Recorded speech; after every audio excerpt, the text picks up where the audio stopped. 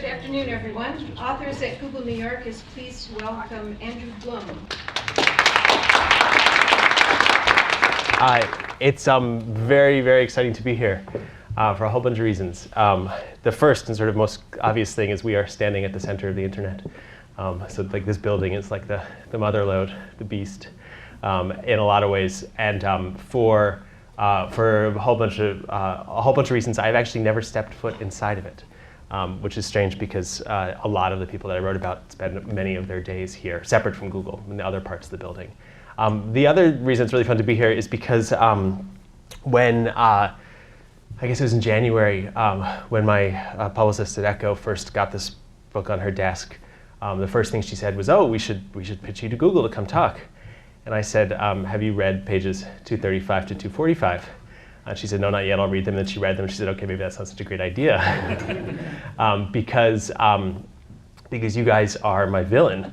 Or I should say, were my villain, because after about 6 months of going on and on about how Google was the absolute outlier in terms of transparency of the sort of class of folks that I was looking at, suddenly last week I woke up and got 15 emails from people saying, "Oh my God, did you see what story came out?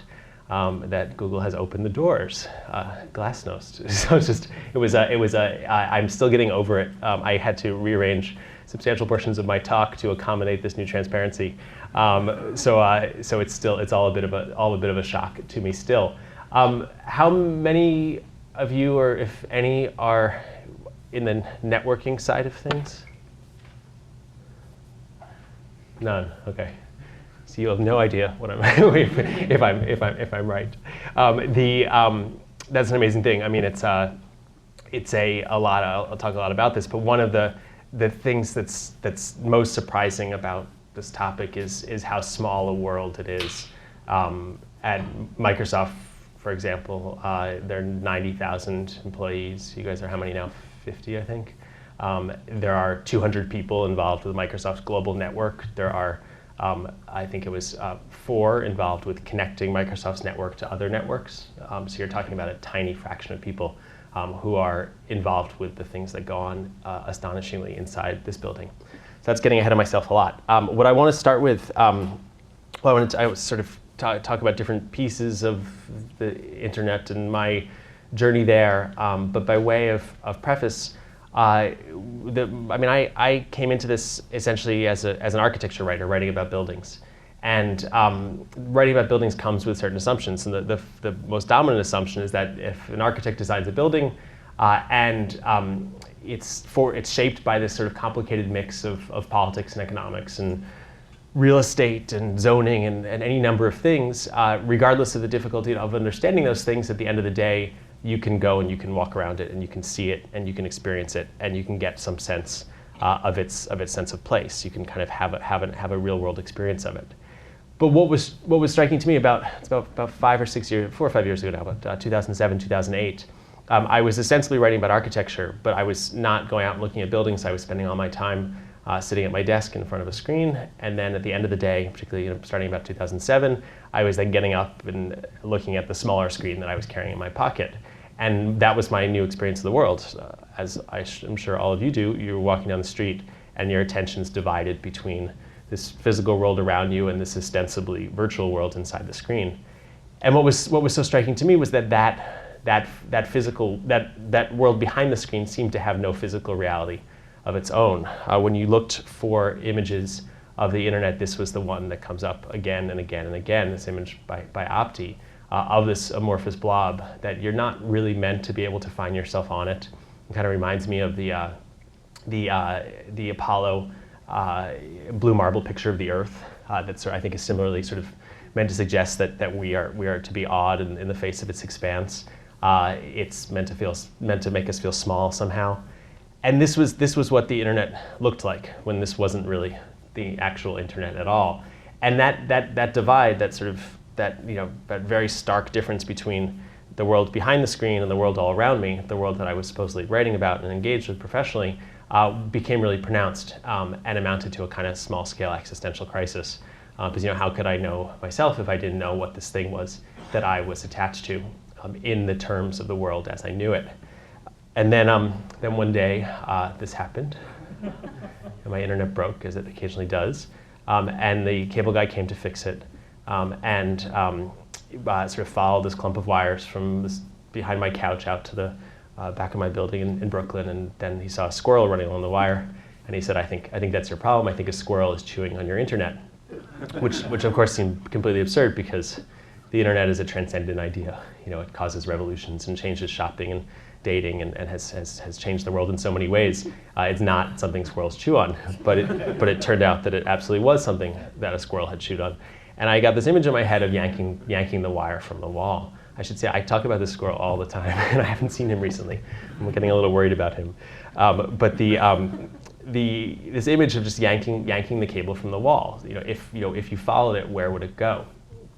I don't want to get to the end of the story too quickly, but it goes here. It goes to this building, that became sort of this question. I started poking around of how was it connected? And the implication was that, it travels by many different paths, which seemed to be the same as saying it travels no paths at all. But that couldn't be right. That wasn't right at all. But when I went to look for more images of the internet, I felt like a fool, because only fools went to actually look for the internet. This is the episode of South Park where the internet breaks, but there's no internet to know if the internet's broken.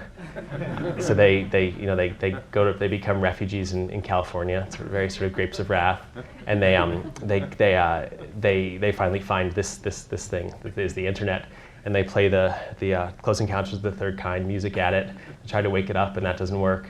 And then they shoot at it, and finally one of the little guys goes around and unplugs the plug and plugs it back in. And the flashing yellow light is steady green, and it's salvation. They're all saved.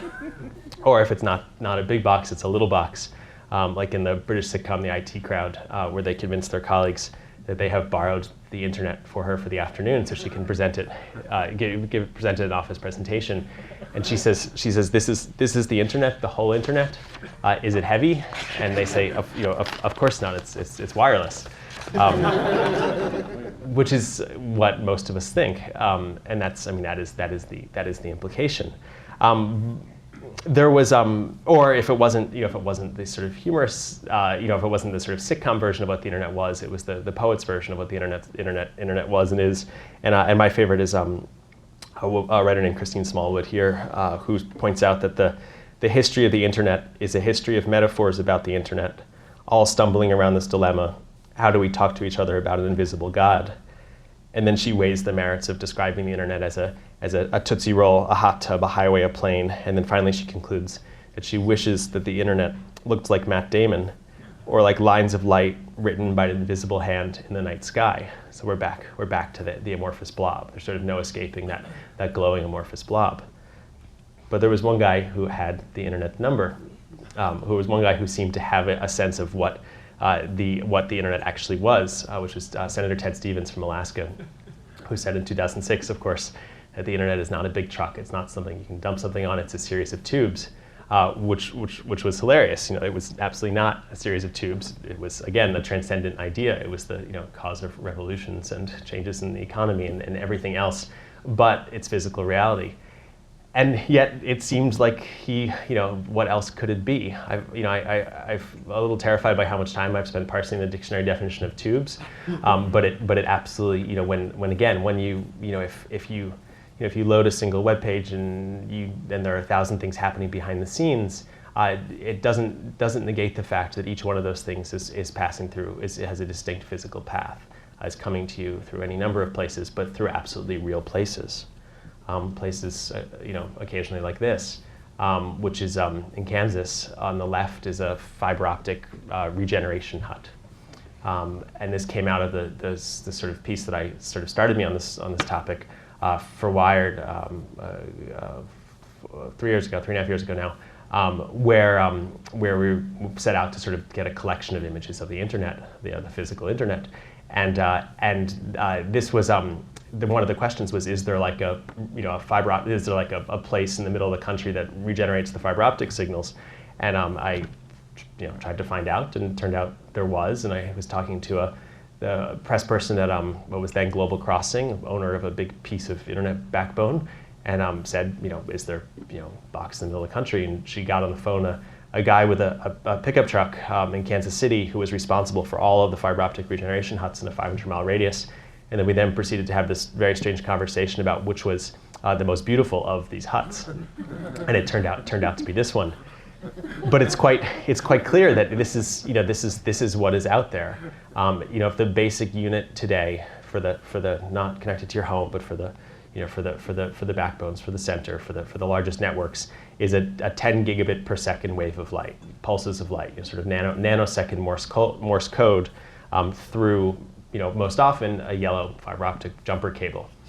That's the kind of basic unit of connection. If the internet is a network of networks, then it's all about the space between two networks. No network is, actually there might be one network that is, is less of an island than others, but for the most part, no network is an island. It has to connect to others. And it does so through yellow fiber optic jumper cables like this, where if you bend them, light comes out. I mean, it's that tangible. And to kind of begin to talk about it in those terms, though, requires something of a caveat. If logically, what goes on when you load a single web page or do anything else is incredibly complicated and is very difficult for almost all of us to access, is the kind of world of algorithms and bits. Physically, what it is and geographically where it is are realms that are much more accessible to us. I mean, this is the world we learn to navigate as children. This is our sort of embodied experience of the world. And so if for me it was a kind of a question of kind of bounding the logic, putting aside the logical, at least temporarily, and you have to understand it to a certain extent, and saying what is this and where is it? What is it made of and where is it? And it ends up being a lot of yellow fiber optic cables like this that then sort of gather together in these increasingly thick bundles. So if so the basic unit is a network, an autonomous system in technical terms. Is that a word that any of you engage with? Occasionally, okay. So if Google's a network and Facebook's a network and Goldman Sachs is a network and Cablevision's network and Comcast's network, they have to connect. They physically connect to each other. The router of one network to the router of another network. A big refrigerator-sized machine with blinking lights, connected often with a yellow fiber optic cable like this to the router of the other network. And again, it's difficult to overstate this, but quite remarkably, they connect in this building. There are about a dozen buildings in the world that are by far the most important places where the networks of the internet connect. This is one of them, and it's very exciting to say that. And that's in those buildings, in these buildings, there are usually around 400 or 500 networks interconnecting. In the next tier of places where networks meet, there are usually an order of magnitude less. They're usually more like 40 or 50 networks interconnecting in these enormous jumbles of yellow cables. And what's striking to me is if it's always about this physical connection, not a single unique connection. It's not as if Google and Comcast connect their routers in one place.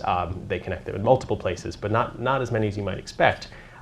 These connections of one machine to another, the sort of internet, then kind of pile up and come to sort of this building scale, collection of interconnections in places like 60 Hudson Street in Tribeca, which is another one of these dozen buildings in the world where more networks of the internet connect than anywhere else. Particularly remarkable because it's the place where most of the transatlantic cables, depending on how you count, there are 8 or 10 or 12 of them across the Atlantic, and the majority of them interconnect with everyone else on the 9th floor of 60 Hudson Street. And it's fascinating history in its own right. It was the Western Union building, it was the telegraph interconnection, and then became, through a sort of post breakup of the bells, became the place where the independent, the autonomous networks of the internet connected with each other. This again is another building. This is another one of them, bought 2 years ago. It was the largest single real estate transaction of the year. So I understand it was the sort of largest single line item in the SEC filings. And it was remarkable for those of us who were looking closely at the connections between the internet, among internet networks, because it totally went under the radar screen. The importance of this building as a network crossroads went entirely unremarked upon, to the point where the Wall Street Journal, in its account of the largest single real estate transaction of a single building in 2010, said, 1/3 of the space is telecommunications companies. when the announcement was they're expanding rapidly, we need the office space, and clearly there's compression here. I know about the move across the street. But I sort of laughed because it was like, I mean, this is it. Like this is one of the most important places. These buildings are sort of founded on the basic principle that the owner of the building is neutral. That it's a carrier neutral building. It allows the owner of the building does not interfere with the connections going on. That's the kind of basic principle of the autonomy of these connections. So I was sort of like, well, this is surprising, and I realized it was kind of like American Airlines buying LaGuardia Airport and saying, we really just need a place to park our trucks. It didn't seem to reflect the importance of this as a hub, and that story is still evolving actually. And there was later a slightly more comment about the relationship of Google's ownership of this building with the treatment of the existing telecommunications companies that interconnect here. But again, if you see parked on 16th Street, a white truck with a lightning bolt, that is because in the hidden corners of this building, or not hidden corners, in many parts of this building, 1/3 of it, probably a little bit less now, are these really dominant interconnections between networks. And actually, this is where my internet comes from. I live in Brooklyn, and I'm a Cablevision customer, and my signal goes back to Cablevision's headquarters, back office in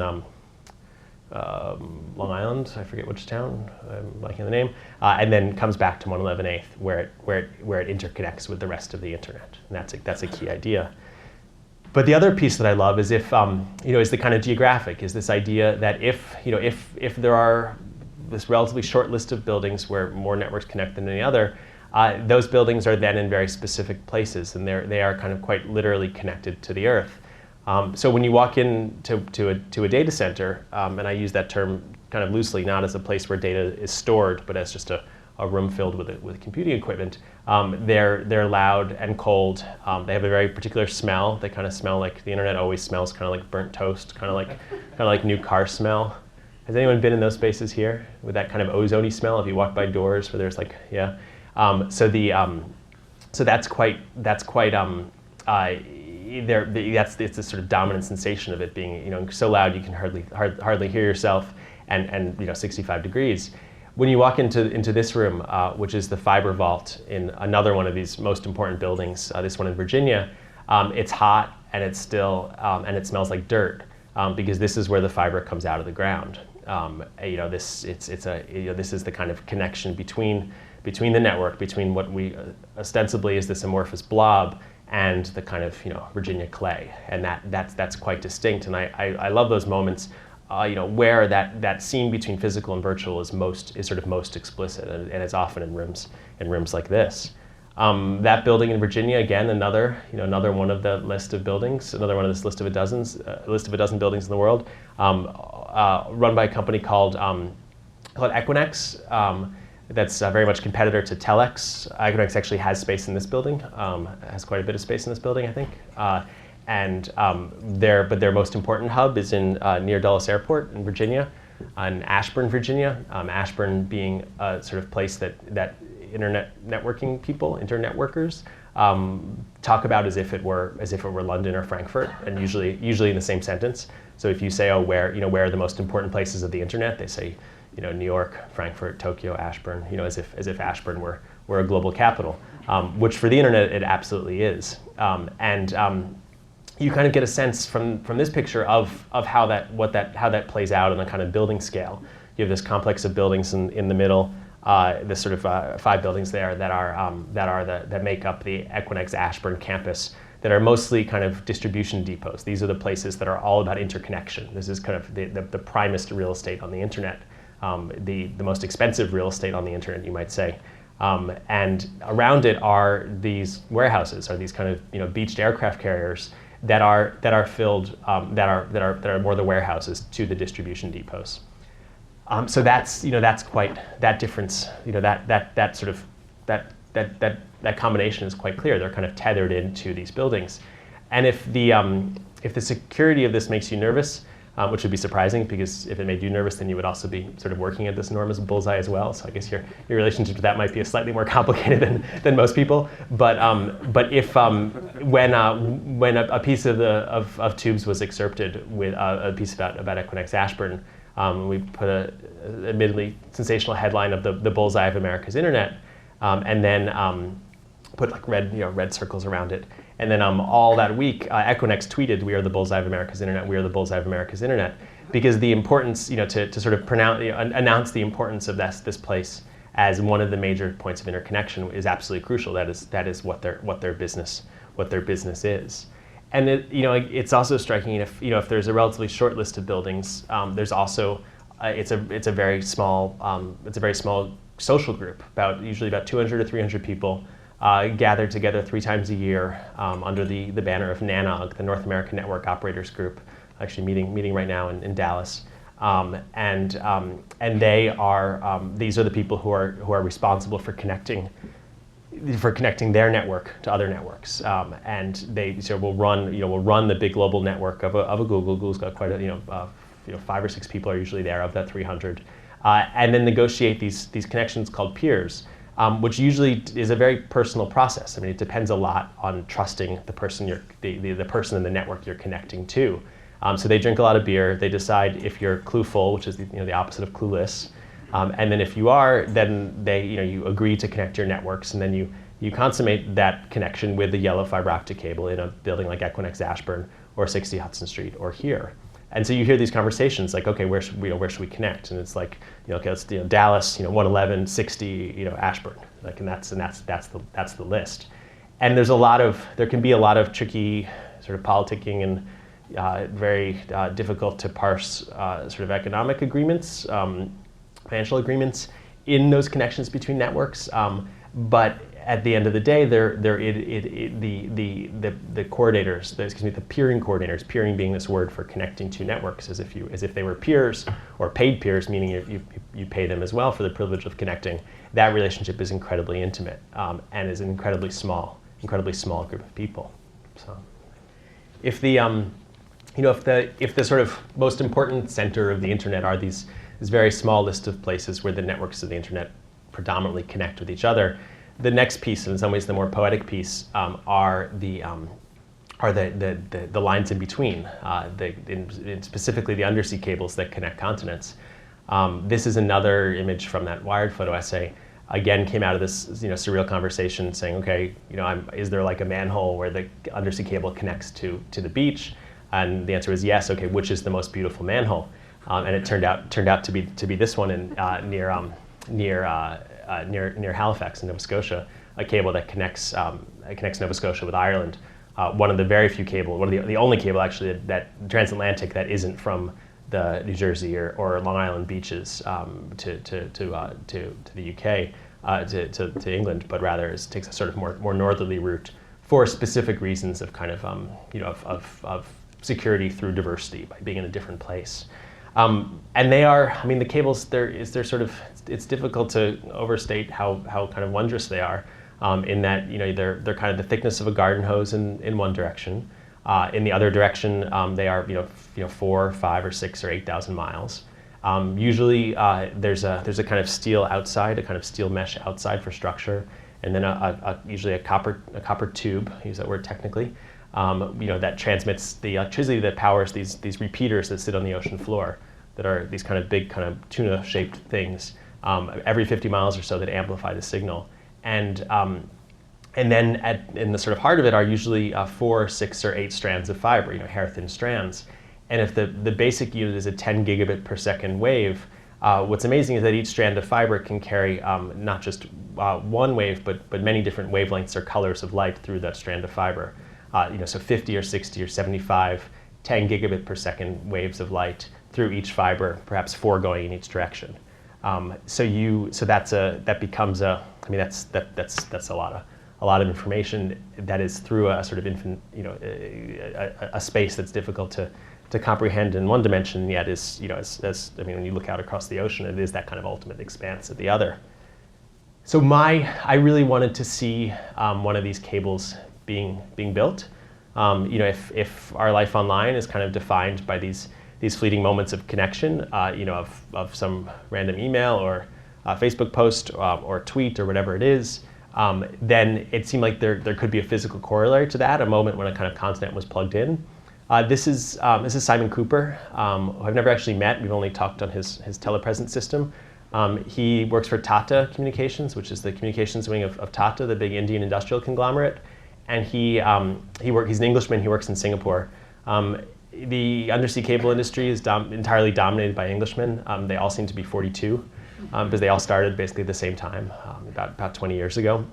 And Tata had bought, out of bankruptcy, a big, metaphorically speaking, cable across the Pacific and a big cable across the Atlantic, and then proceeded to finish the loop around the world, with the idea that they would promise to send your bits east or west, and if something happened to the cable in the Pacific, which has in fact happened, they would send your data around the other way. And if a cable does break or is damaged somehow, of course you have to send a ship out, throw a grappling hook over the side, pick it up, find the other end, fuse each strand of fiber together, and then throw it back in the water. So it's this incredibly physical, incredibly sort of handmade process. Actually, most of Google's, I shouldn't say most, quite a bit, I've seen it, quite a bit of Google's global network runs on Tata's undersea cables.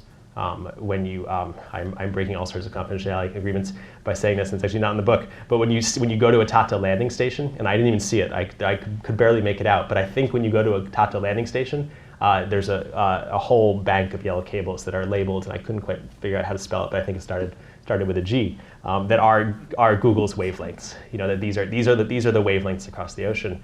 Of course, based on this kind of basic gamble that the larger your network gets, the more you want to run it yourself. The more you don't just want to buy a circuit, but you actually want to run the wavelength. You want to perhaps even own the fiber, perhaps even own the conduit through which the fiber runs. That is the kind of dark. That's meant by the kind of dark fiber, and that becomes quite tangible when you visit these places, because inevitably there's the spot. You get to the spot in the tour of these buildings where there's the bank of Google's fiber, which I'm not, again, these visits are based on the premise that you're not going to remark upon who is in which place, except in so much as often a company's presence in these locations is announced, because if they're there, they want to interconnect.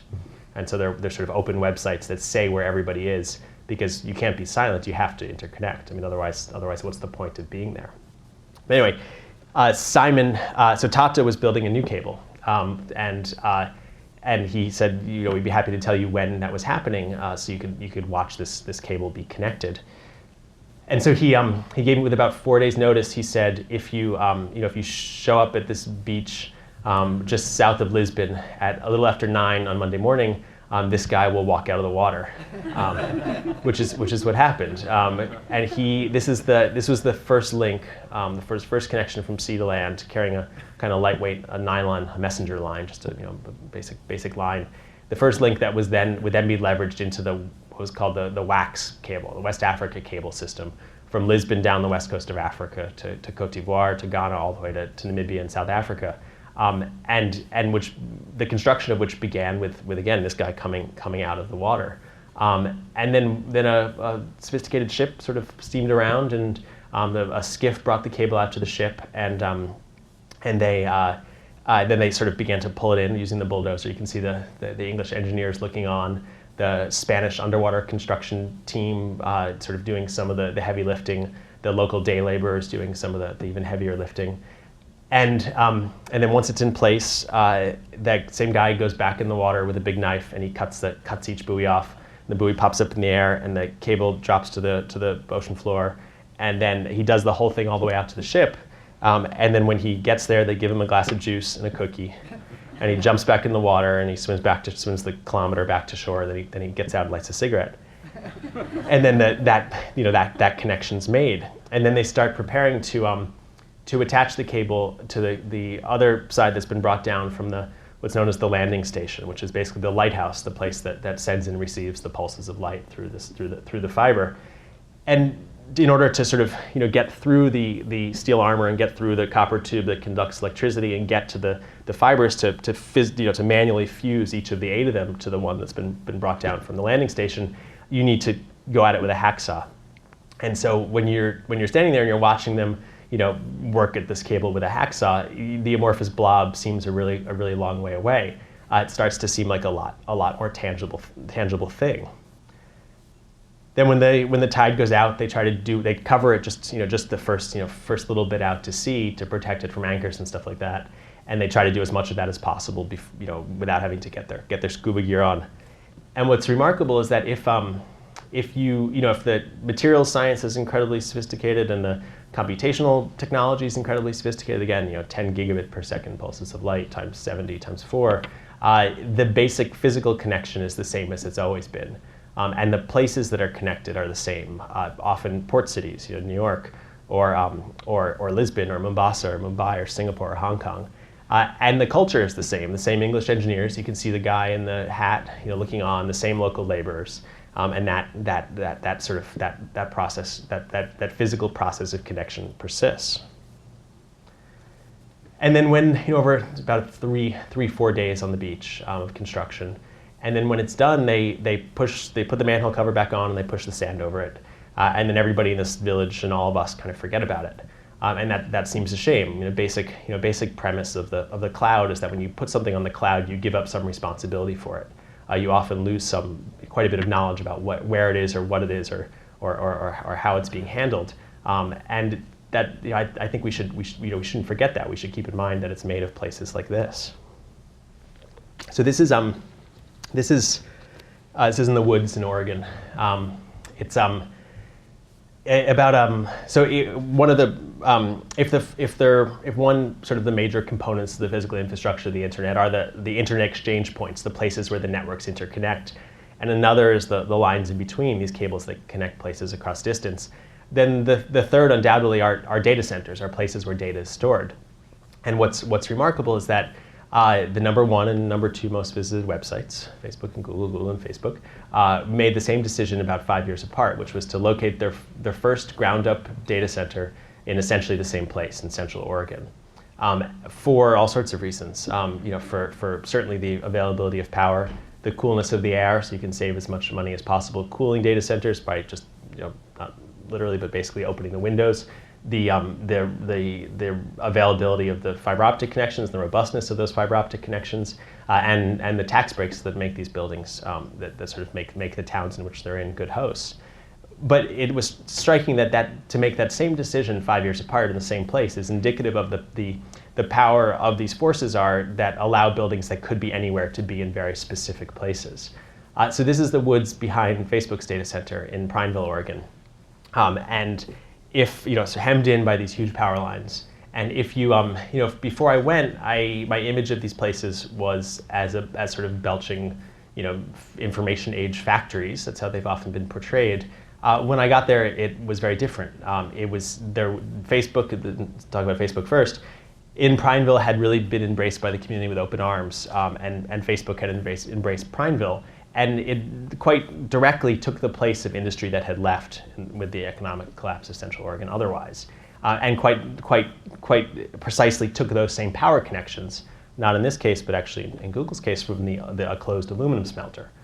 So and for those reasons was quite welcome. Much more so, I don't know if a lot of you probably saw the New York Times series a few weeks ago about data centers, which for me and a lot of people in the industry didn't seem very strange. There are certainly things that are certainly their data centers use an enormous amount of power, but in fact much less than we might expect, particularly in proportion with the benefit they provide. And the mantra in the industry is always to use as little power as possible. So that series that sort of announced the waste of power seems sort of strange, particularly picking on the sort of the most sophisticated players in the industry, in the Times case in Microsoft. But what was remarkable to me though about Facebook, about Prineville, was the degree to which they were eager to monumentalize this building, the degree to which this was a place that they sort of celebrated as a temple of Facebook's data. Not, as a writer about architecture, it's a basic idea, basic tenet that buildings express ideas, and it was quite special for me to see the degree to which Facebook was celebrating this data center. Not, of course, the guys who run the building complain about all the silly things the architects did. But what came out, I think, is quite beautiful and is remarkable for the way that rather than looking like the back of a parking lot, of a shopping mall, excuse me, loading dock, as most of these buildings often do, there was some attempt to say this is a special place. And that, that continues inside as well. And even more so, the doors were thrown wide open. There was the sense that this is your place as well. There's a joke obviously to be made about Facebook and privacy, but it was beginning about a year ago. No, not even. No, when was it? A year? God, is it September? It's gone really fast. Or October? Facebook has made the decision to publish the plans of this data center, Open Compute project, to say that this is the most efficient we can build this building, and the best thing for the industry is to share the things that we've learned and open up the building and publish everything down to the circuit board and say if we all are going to improve, and the best thing we can be doing to lessen our impact is to share best practices. And that kind of sense of integrity is sort of permeated throughout the building. That said, being in this place, this is ostensibly the place where things of emotional resonance come from. This is where the announcements of new babies and new jobs and whatever it is are stored. And that final leap for me, sort of saying, I know this stuff is here, but what does that mean? That final sort of connection was difficult to make. It was hard to finally connect this sort of virtual world that I was in the presence of with what I knew it meant to me. So all of that is made much more complicated for me in front of you this week. If this were 3 weeks ago, it would have been a completely different story. But essentially, the way that I have been telling this story is that where Facebook was wide open and eager to share best practices, Google was completely closed. And for me, it was quite striking to my visit to the Dalles, which I did go see. And by go see, I was given a tour of the parking lot and given this delicious lunch. But it was quite striking how different the desire to share and for me to sort of the degree to which Google was the outlier in terms of a willingness to allow me to understand, and by extension readers and some of you to understand what goes on inside these buildings, was very different in tone. Compared to everybody else that I saw. So all the dozens of places that I visited. So I'll be specific about that in some ways. I mean, this is the Google Maps image of the Dalles circa 2010. It is not an old image, it is an obscured image. As a Google Maps user, the idea that a Google data center wouldn't be just absent or old, but would be actually obscured was, for lack of a better word, a kind of violation of trust. The assumption is that this is, this is an accounting of the world that is as honest as possible at points.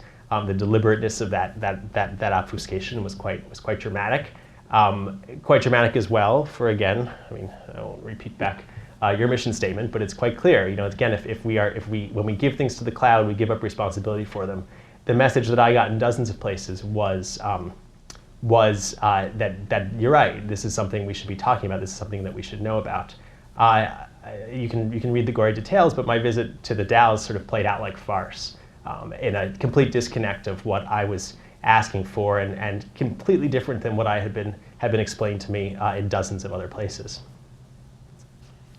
And then last week, this amazing set of images and this amazing sort of push to communicate what these buildings were made of, what came out, the piece written by Stephen Levy at Wired, and we had a nice exchange last week. I was very glad that he was the one that came over, that he was the one that wrote the story about Google's data centers at long last. And again, it's difficult to communicate how significant it was for me to talk about this for so long, as saying that we should know what our virtual world is made of, and with the elephant in the room being completely shut down, complete, absolute, just zero transparency whatsoever, and then suddenly the doors have opened, and that's a kind of remarkable thing, to which it has lots of exciting effects. This was last week.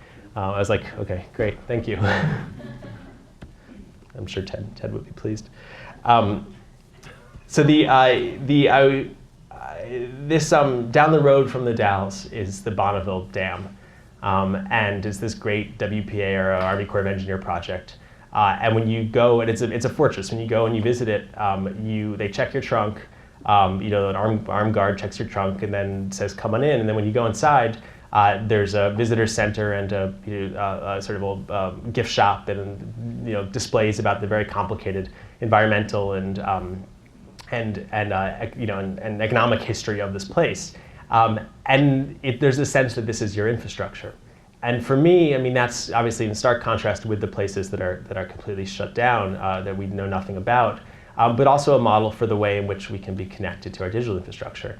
So this is my image of it. My dream of it is, quite literally, a brewery tour, not of this building as a whole, but a brewery tour of the place where Google connects to the rest of the internet. With a glass wall and blinky lights and red hats or whatever it is. But it seems like there is a way that we should be celebrating this infrastructure in more deliberate ways. So, thank you. Thank you for indulging my uncomfortable feelings about all of you.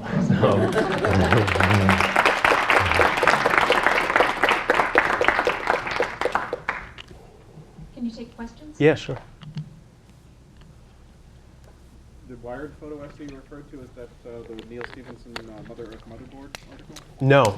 The DLC, it was a new one. It was one that I put together 2009. A photographer named Randall Mesden, famous for the Marky Mark underwear pictures as well as his pictures of the internet. So. Is there a place we can go to see that? Yeah, it's called the piece is called Netscapes. Yeah. Great book, I loved it. Even pages 235 to 245. At that point, I worked for a large bookseller that has presence in Africa. Okay. So there was an apocryphal story I heard a lot in the early 90s from Manon Geeks. And I'm hoping you can tell me if someone, Jay Adelson, or someone mentioned it, or you did research and debunked it, because I've always wondered. But in the early days of May East, when the Gigaswitch first happened and the idea of IX was still new, there was a story told about how the cleaning ladies would either turn off the power. The Gigaswitch originally, digital sort of like stuck it in a corner, and there was a bunch of surge protectors to it. And there was a story told around that time, 92, 93, that, well, every so often they'd just pop the fuse and it would turn down. And of course, we saw that we were resilient to it. Did you hear that story? It wasn't in the book, but I heard that story in every place I visited. Yeah, it happened. Yeah, I mean that. Well, it wasn't. It was. It happened. I mean, when things go wrong, they go wrong in such silly ways that it sort of, if not has happened in those exact terms, it happened in all those terms. It happened that way all the time.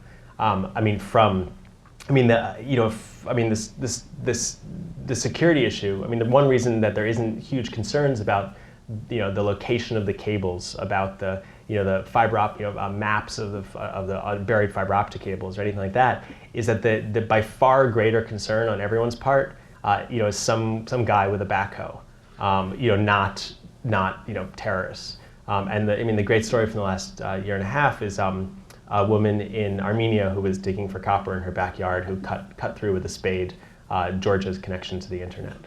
And that there was the story, which apparently is not true, but of some of the outages for Google's data center in the Pacific Northwest being caused by hunters shooting the fiber optic lines that are strung on top of the Bonneville Power Association sort of regional grid. That apparently was not true. That was kind of a joke said that I did debunk. But there's so many stories about silly misconnections. So yeah. Hi, my name is Matt, and I don't know how many months ago I emailed you, but yeah. Thank you for coming. And despite pages 235, There you go. In your book, you give kind of two extremes. Thank you for having me, despite. Yeah.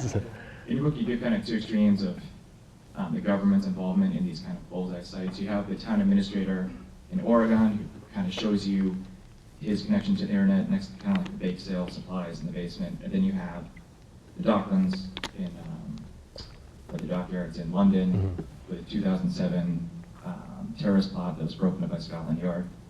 In your writing in this book and investigating this for the past 3 years, did you ever get into the question or try to ask the question about what's being done to protect these sites outside of just not putting a sign on the wall outside?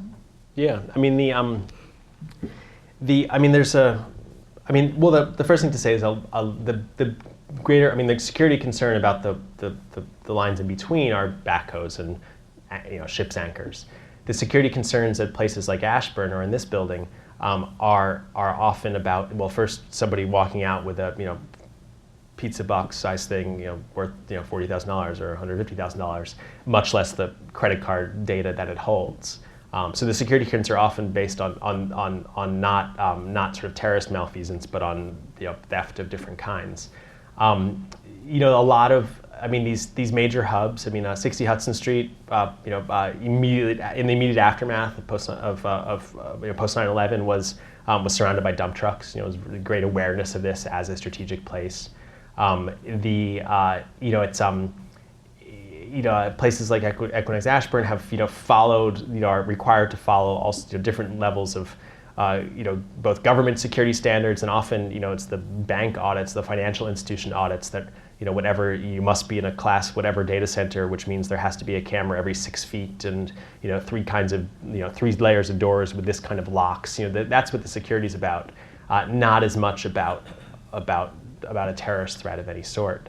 And then there's the flip side of it, which is that if for these dominant interconnection points, you can't hide them. They rely for their success on everybody knowing where they are, and that's a kind of crucial.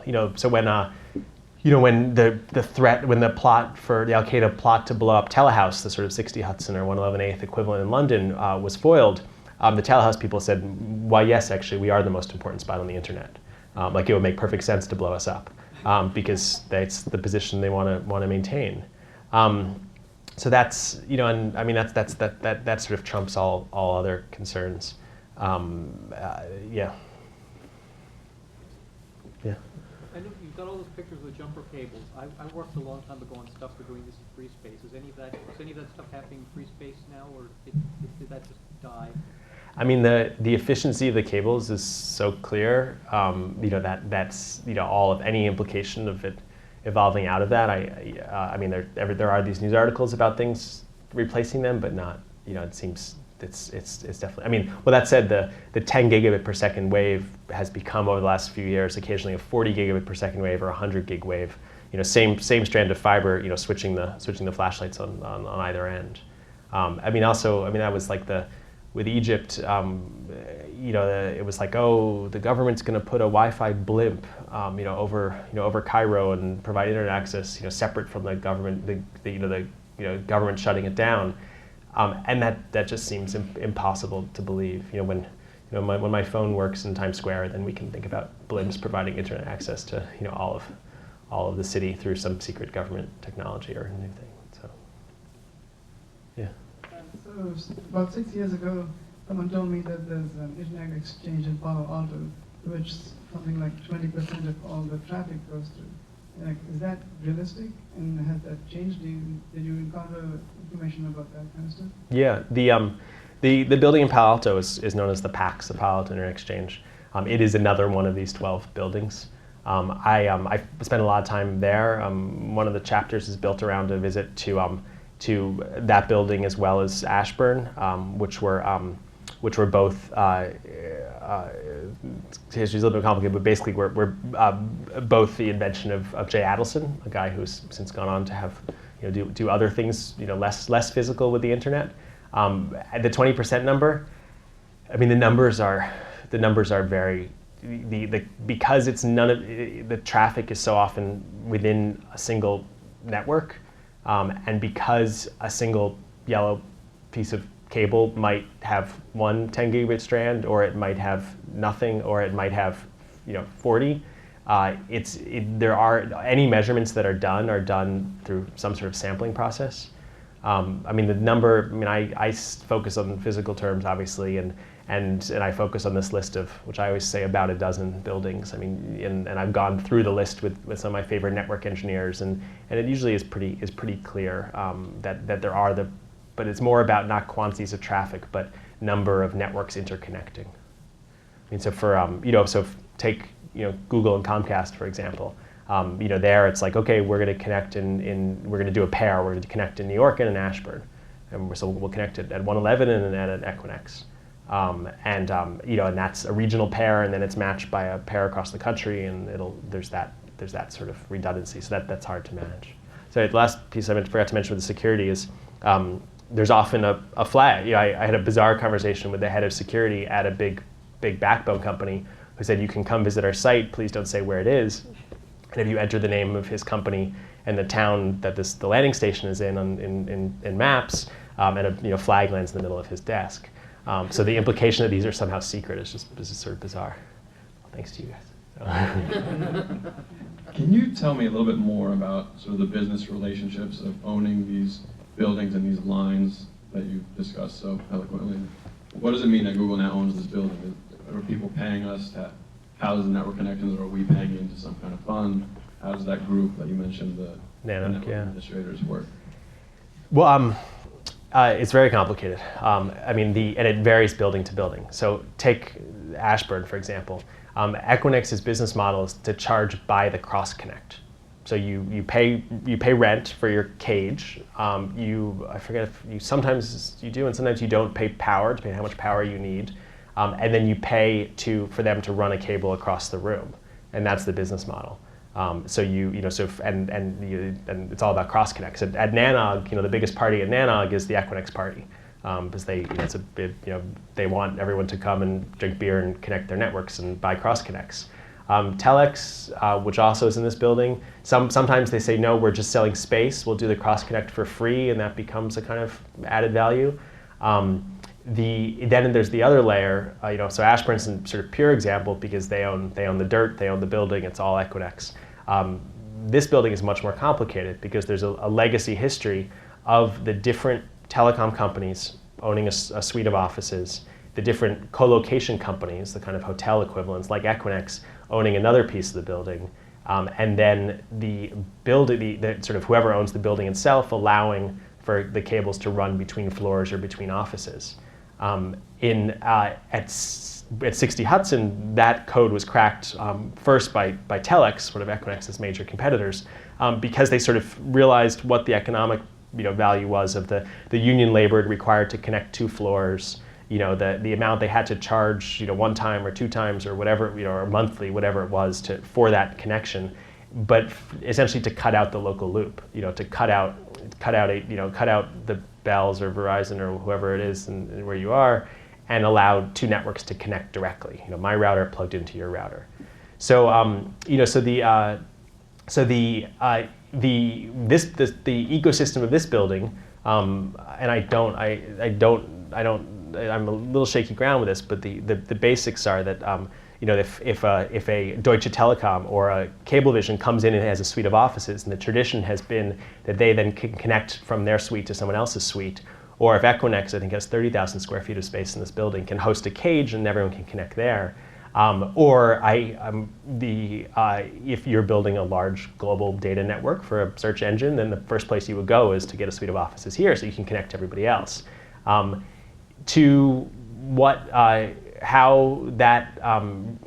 How the relationship is between the landlord of this building, the sub-landlord of an Equinix or a Telex or a CoreSite, and then the existing sort of legacy communications companies that have beachheads here, and who allows them to connect it, if they have to only do the construction at night or during the day, and what the limitations are on that. Is still being, still figuring out. I mean, certainly if you're an Equinix and you're being told you can no longer grow because we need the building for the office space, this is no longer the most vibrant meeting place of networks. It becomes a very different animal. That's all we have time for. Sorry. Yeah. Okay. I'd be happy to sign books too if you want. Yeah, So. books are for sale for $10. $10. No. That's a really good deal.